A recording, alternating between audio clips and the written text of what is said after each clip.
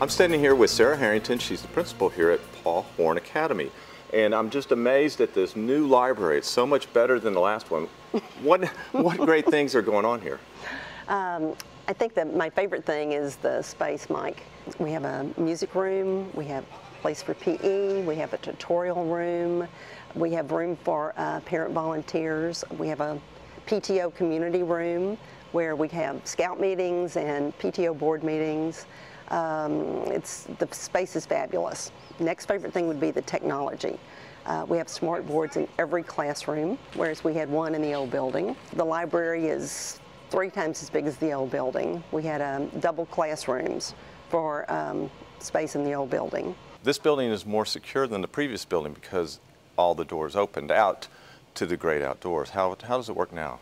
Now we have locked doors everywhere and a beautiful foyer, and community and parents have to come into the foyer and then go through the process and get a badge and then be admitted to the building. I know that you had the opportunity to work with the architect early on in the design of the building. Maybe you could tell us a little bit about how you involved the teachers in that planning process.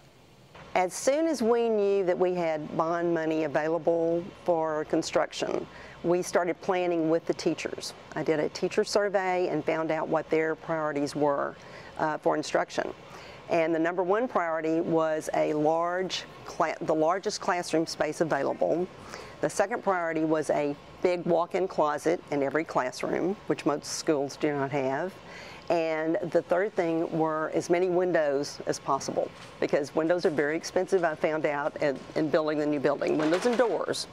So you have a lot of natural light coming in. Natural light, yes.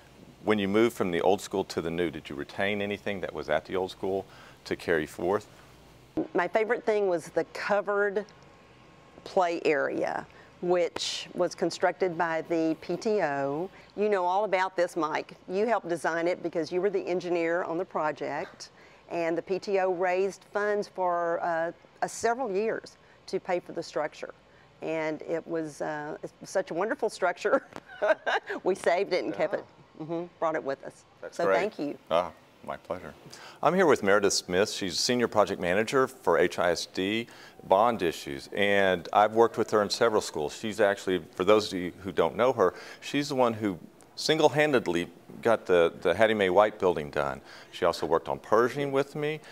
She was in charge of what other schools? You have numerous schools that you've worked on. Many schools, yes. In this neighborhood, right. Harrod and Lovett.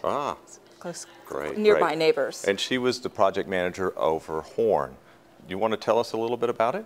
What is very special about this school and the design process is how much care was taken to make the school fit into its neighborhood. Some of the things that they did was not put a noisy cooling tower in somebody's backyard. We actually put the mechanical system up on the roof.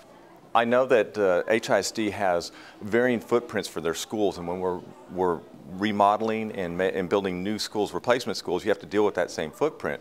How does that compare to, say, our suburban schools? Here, we had to be very close to neighbors, sometimes 100 feet or less from the surrounding houses. Just want to use the land very efficiently. The hallways are nice, open, well lit. One part of this design is the simplicity of it. And this long 2-story design, children are never lost in this school. They know exactly where they are. And it's basically a T-shape with the classroom 2-story, and then off of this, the library and the multi-purpose room. Maybe you can tell us a little more about how the design of the building met the LEED standard and the energy conservation that goes on here. We looked at all different aspects of the building.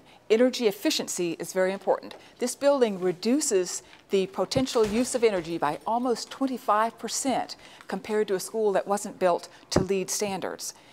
That's from the design of the windows, they're dual pane, very efficient glass, the reflective roof system that we have, the air conditioning unit, which is a packaged unit, very efficient. Even the orientation, here we have the east-west long axis, which is to make use of daylight. Light fixtures use a lot of energy in a building. These are very efficient light fixtures. I know when I walked in the door, the grounds were a lot different than what you'd expect at most schools. Maybe you can tell us a little bit about that and why it's there. What you saw in the front is a bioswale. It has a purpose of gathering water when it rains very hard, holding that water very temporarily so it doesn't overflow the city system, and filters the water through special fabric and organic materials so that the water doesn't end up cloudy and silty going into Clear Lake. So it's all a part of controlling that.